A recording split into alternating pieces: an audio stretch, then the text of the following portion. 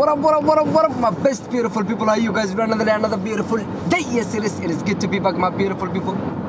Yes, it is. waxaan u malaynayaa asxaabteeda qaaliga inay iga wada sugayeen jawaab ilaan maadaama aniga la soo jawaabo within one day lagu soo jawaabay laakiin horta aad baan idinkaga raali gelinayaa jawaabteeda soo daaday taas la adligeed oo ahayd inaan mashquulsanaay oo shaqooyinkayga iyo howlahayga kala saan hore idinkugu sheegaba fiidiyoyada qaarna aan kaga hadlanahay shaqadayda 100% YouTube ma ahan. That's why aan u soo daahay jawaabta laakiin right now I'm on my way office-kan ku sii socda basiyo there guys waa subax aroore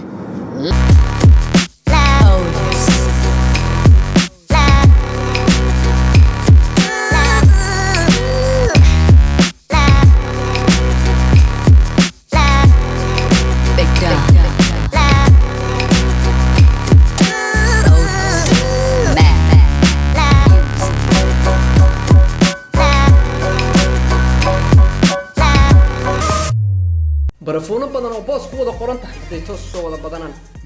ilaa rockstone ay qabtay mana dhoosin beende reaction-ka sidiisaba igu soo oran maaha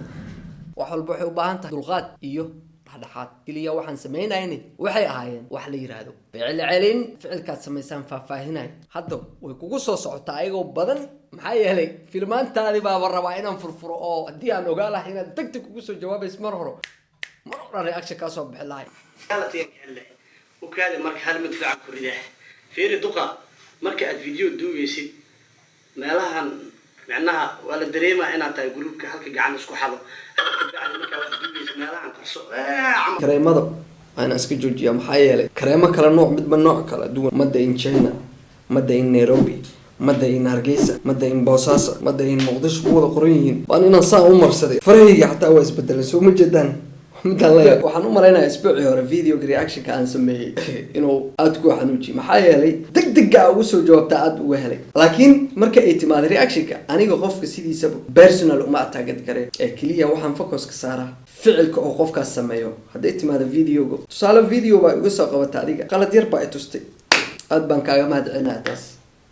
laakiin waxaan aniga meesha u fadhiyaa mar walba aan marka ay timaado reaction aan kaga hadla qaladaadkaas yaryarka meeshaad ka soo qabatay aan anigana kaaga soo qabtay ma ahayn mid aan aniga personal kuga ataagargareynayo kamana duwanid kumanaanka fanaaniinta iyo kuwa kale bulshada ka muuqdo aan maalin walba reaction ka bixinayo ee marka ay timaado reaction adar qaybtaada qaado adigaba maalin walba dad baad reaction ka bixisaa ma fahanteen laakiin balcelintii markaan idiin guda galo qofka fikirkiisa unbuu faahfaahiya iyo wuxuu ka qabo video ku faahfaahiya ma ahan mid personally aad baan u maasantiin asxaabtay la socoto meel baad dunka joogtaan see you the next episode.